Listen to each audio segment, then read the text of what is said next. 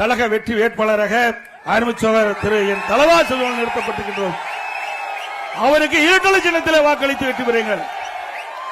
நம்முடைய சின்னம் புரட்சி தலைவர் எம்ஜிஆருடைய சின்னம், அம்மாவின் சின்னம், விவசாயியுடைய சின்னம், மக்களின் சின்னம், ஏழைகளின் சின்னம், வெற்றி சின்னம்.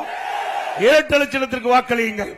அதே போல தமிழ் மாநில காங்கிரஸ் கட்சியின் சார்பாக எங்களுடைய கூட்டணி கட்சியை சேர்ந்த அருமை சகோதரர் கிள்ளியூர் சட்டமன்ற தொகுதியிலே போட்டியிடுகின்ற வேட்பாளர் திரு டாக்டர் ஜே நிவின் சைமன் அவர்களுக்கு தாமரை சின்னத்திலே வாக்களித்து வெற்றி பெற செய்யுங்கள்.